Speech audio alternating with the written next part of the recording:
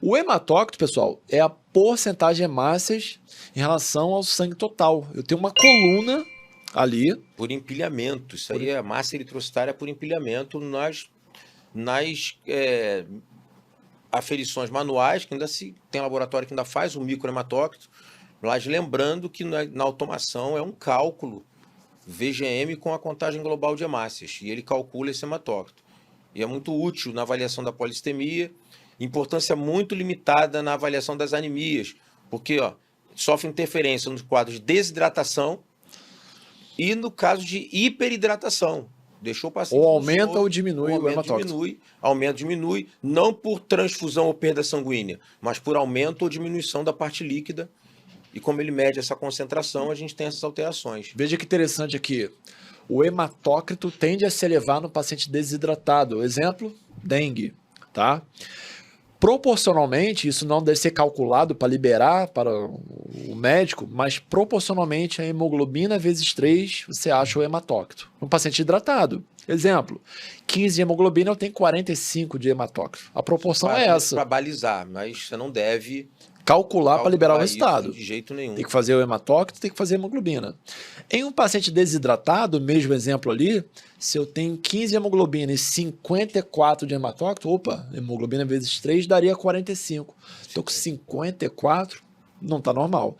Então, nessa proporção, exemplo, 12 de hemoglobina, 36 de hematócrito. Qualquer valor acima dessa proporção indicaria desidratação, ok?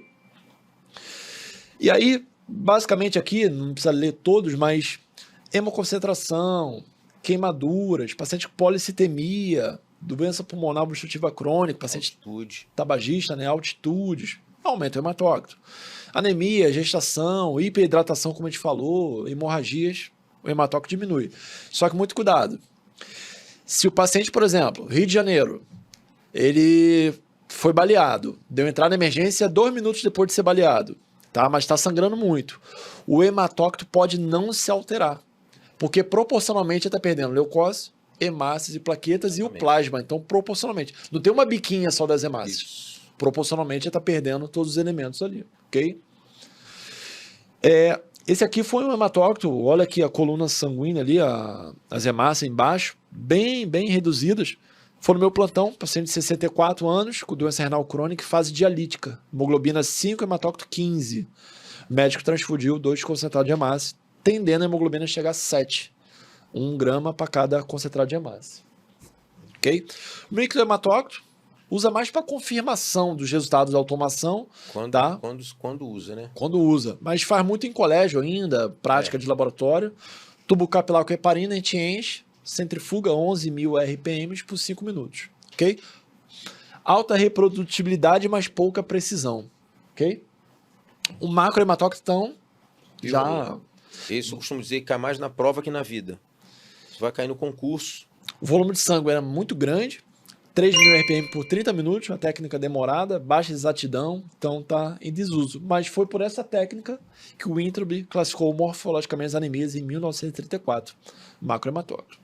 A gente vai ter uma aula, pessoal, só sobre anemias, tá? Aqui, a gente vai ter um módulo aqui gigante sobre anemias, tá? Anemia da doença renal crônica, anemia da inflamação, anemias carenciais vitamínicas, talassemias, anemia fosforme. A gente hoje falou um pouquinho de cada uma delas, né? Pouquinho. Uma pincelada. Mas a gente vai discutir cada uma delas na próxima aula.